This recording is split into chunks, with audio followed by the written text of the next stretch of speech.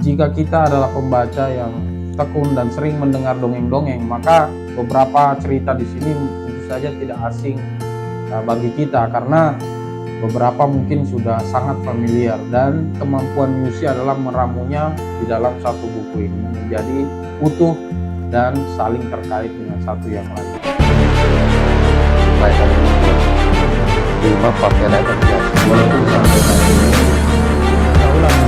Dia adalah anak kedua. Sekarang problem kita adalah apakah pemuda yang sekarang masih dipilih kita dari itu, ya tentunya kita juga harus menyesuaikan.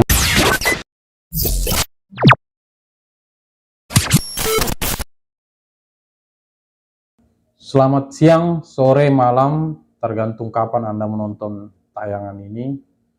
Di review buku kali ini, kita akan membahas satu novel.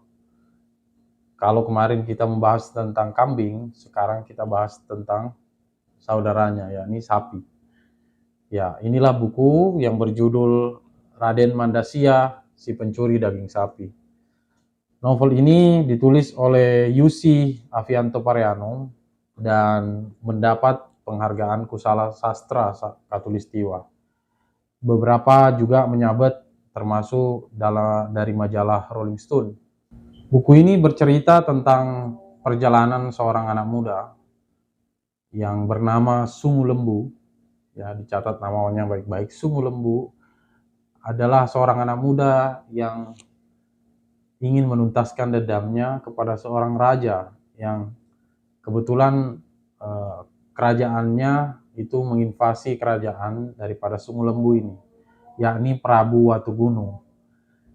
Namun dalam perjalanannya kemudian dia bertemu dengan Raden Mandasya, judul buku yang ada di novel ini. Raden Mandasya tidak lain adalah putra ke-27 atau salah satu putra dari 27 putra yang dimiliki oleh Prabu Watugunung. Berdua mereka tergulung dalam perjalanan panjang, kemudian mereka saling kenal satu dan yang lainnya. Namun yang anehnya adalah Raden Mandasya ini punya hobi unik, yakni mencuri daging sapi. Dalam proses mencuri daging sapi, Raden Mandasya ini hanya mengambil satu bagian kecil di sapi itu, yakni kalau tidak salah bagian lulur, kalau tidak salah. Bagian lulur atau bagian di punggung sapi inilah yang diambil oleh Raden Mandasya untuk dinikmati dagingnya. Namun Raden Mandasya tidak sembarang mencuri sapi. Dia melakukannya dengan sangat-sangat hati-hati dan bahkan menyimpan emas atau menukarnya dengan emas ketika dia selesai mencuri daging sapi. Aneh bukan? Nah, ini salah satu yang bikin unik novel ini adalah cara Raden Mandasya tidak hanya mencuri daging sapi, juga cara menikmati daging sapi itu. Karena hanya bagian-bagian tertentu saja yang dia miliki. Kembali ke cerita. Di dalam perjalanan mereka juga bertemu seorang koki handal yang bernama Loki Tua. Mereka kemudian ikut perjalanan menuju ke satu kerajaan besar di sebelah barat yang bernama Gerbang Agung. Kerajaan ini adalah kerajaan yang memiliki seorang putri yang sangat cantik bernama Putri Tabasum. Kecantikan Putri Tabasum ini, kalau di dalam novel ini disebutkan bahwa bahkan kaca-kaca, jadi tidak ada kaca di kerajaannya itu, karena setiap Putri Tabasum ini bercermin, maka kaca-kaca itu pecah, saking cantiknya Putri Tabasum ini. Misinya Raden Mandasya adalah untuk meyakinkan Putri Tabasum ini agar menikahi ayahnya, yaitu Prabu Watugunung, sehingga perang tidak terjadi antara Gerbang Agung dan kerajaan Giling Wesi itu sendiri, kerajaan dari Raden Mandasya.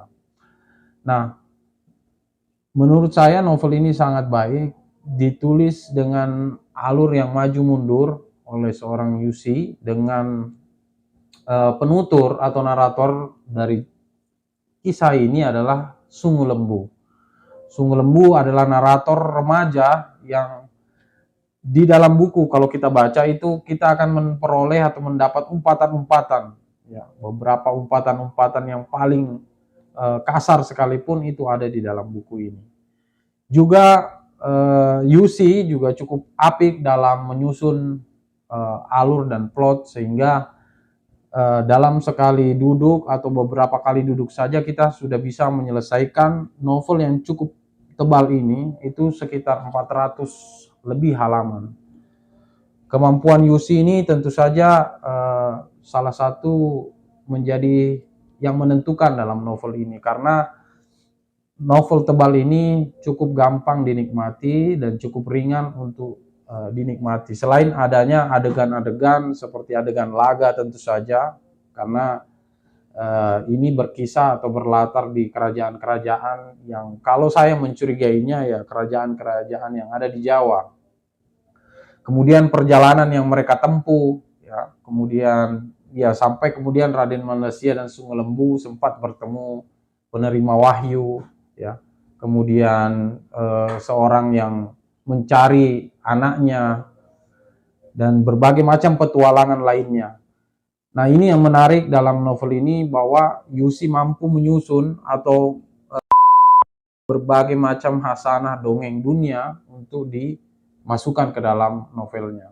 Jika kita adalah pembaca yang tekun dan sering mendengar dongeng-dongeng, maka beberapa cerita di sini tentu saja tidak asing bagi kita, karena beberapa mungkin sudah sangat familiar, dan kemampuan Yusi adalah meramunya di dalam satu buku ini menjadi utuh dan saling terkait dengan satu yang lain. Bagaimana akhir cerita? Nah, ini tentu saja teman-teman membaca sendiri mungkin akan memperoleh perspektifnya sendiri tentang novel ini. Yang jelasnya bahwa saya menganjurkan agar membaca novel ini dengan perut yang sedang terisi, karena ya di sini Yusi juga menggambarkan bagaimana proses memasak, bagaimana macam-macam panganan, bagaimana masakan yang sangat menggugah selera.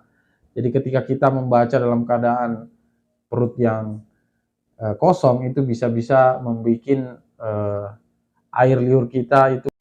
Jadi sarannya adalah kita harus membacanya dengan perut yang terisi. Dan saya kira itulah novel Raden Mandasya si pencuri daging sapi ini yang kemudian juga selain memenangkan banyak penghargaan juga diapresiasi di Goodreads. Saya kira nilainya sampai 4,8 sekian, ya, dalam review di Goodreads. Saya kira ini adalah satu nilai yang cukup tinggi dari karya sastra di Indonesia. Mas Yusi mampu menggambarkan atau meracik satu tulisan atau satu novel yang betul-betul bisa membawa kita, mengimajinasikan kita ke satu alam yang sangat berbeda. Makanya tidak segan-segan saya kira di pengantar, bahkan di cover buku ini disebut adalah sebuah dongeng. Jadi kalau kita senang membaca dongeng, saya sangat merekomendasikan membaca salah satunya yaitu Raden Mandasya si pencuri daging sapi. Sekian, sampai ketemu lagi di konten-konten sastra berikutnya. Selamat siang, salam literasi.